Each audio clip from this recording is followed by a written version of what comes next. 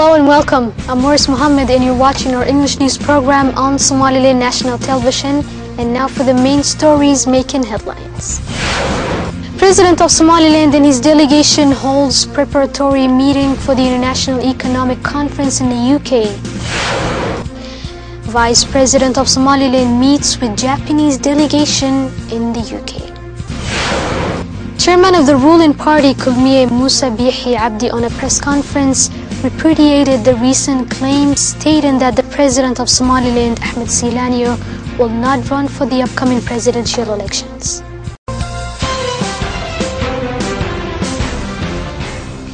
Somaliland's delegation in the UK, led by President Silanyo, had their preparation meeting for the upcoming International Economic Conference. The Somaliland delegation, led by President Ahmed Mohamed Mahmoud Silanyo, is expected to participate in the International Economic Conference hosted in London. This was their last meeting to assess their overall agendas to present in the upcoming conference. Officials of the Somaliland government had their last session in Hilton Hotel. Somaliland is home for investment opportunities, and this delegation are expected to present this to the international investors and enlighten them. Somaliland delegation is also anticipated to highlight the ongoing developmental progress in the country and their accomplishment as a government since they took office. Somaliland sovereignty will be one thing on the list too, and these officials will also elaborate on the democratic standards of Somaliland and their commitment to withstand its self-declared independence. Director of Somaliland National Television, who was among the governmental officials accompanying the president in this meeting, mentioned that Somaliland National Television will broadcast this conference live to show the public of Somaliland the international perspective towards Somaliland.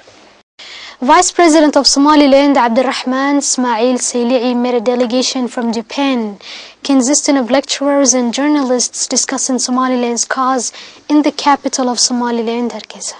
Somaliland Vice President Abdurrahman Abdullahi Sayli'i held a meeting with a Japanese delegation consisting of university lecturers and journalists. Vice President Abdurrahman Sayli'i elaborated on the accomplishment made by Somaliland government and its people to this delegation and admired their concern to find out more about Somaliland. He also explained the struggle of Somaliland to gain its rightful recognition. Sayli'i was also accompanied by the President's consultant on the non-governmental organization Abdi Fattah Saeed Ahmed, who also spoke at the event and liked the reasons behind this delegation's visit and stated that the delegation were overwhelmed by the achievement of Somaliland people. The university lecturers who were among the delegation are expected to hold meetings with the universities located in Somaliland to deliberate with the ties they have with the universities they represent.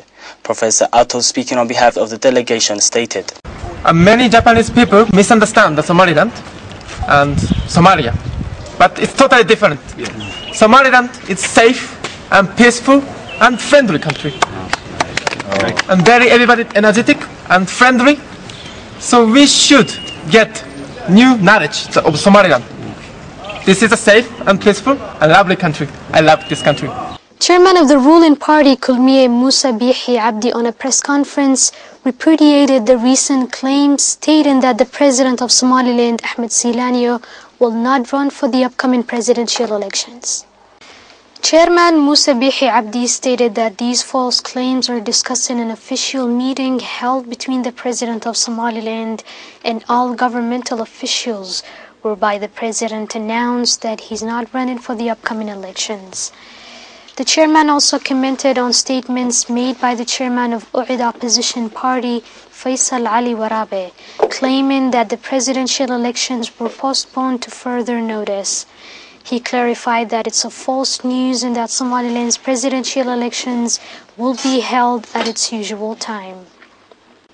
Musa Bihi Abdi reiterated that deciding the election's time and place is the responsibility of Somaliland's Electoral Commission and that they are the only ones authorized to make that decision. Chairman of Kulmiye eventually pointed out that the government of Somaliland has finished their part of the arrangements for the upcoming elections, including assigning the members of the Electoral Commission as well as allocating the funds necessary for holding the elections.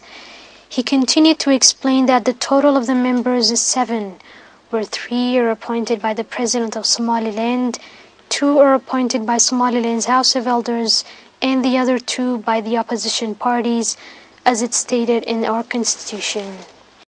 Marodi Sheikh, Regional Coordinator for Education, paid a visit to Da'awaleh District where the Ministry of Education established a new primary school.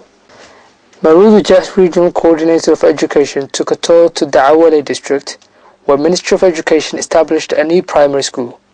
The event had in attendance the Regional Coordinator of Education, District Commissioner of Farawene, amongst others. A new primary school was unveiled in Da'awale district, where the students in the area will receive free of charge education, and the school will serve as a public school subsidized by the Ministry of Education. The Regional Coordinator of Education, speaking at the event, reiterated that the education is important and its underlying necessity for every citizen and in every developing nation. Other keynote speakers at the event stressed the necessity of education and commended Ministry of Education for establishing this primary school. Da'awale is a remote village in Farawene district, and this is the first primary school that has been built in Da'awale. Acting Governor of Sarar Region Ibrahim Chama' Mohammed, accompanied by the police chief of that region, Ahmed Dahir, laid the foundational stone of a new building for police forces in the district of Danano.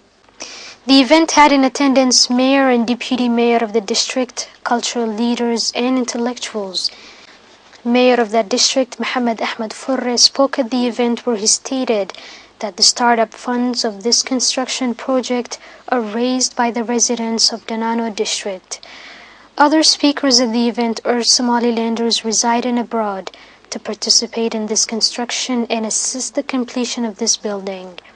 Acting Governor of Sarar Region Ibrahim Chama' Mohammed spoke about the significance of this new building for police to the residents of the district.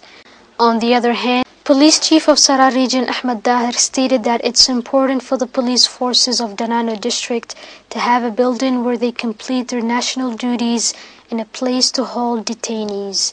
He expressed his gratitude to this initiative, urging Somalilanders residing in the country and the government of Somaliland to collaborate on providing the necessary assistance to complete this project. And that's all the news for now. Thanks for watching. You can catch us tomorrow at the same time.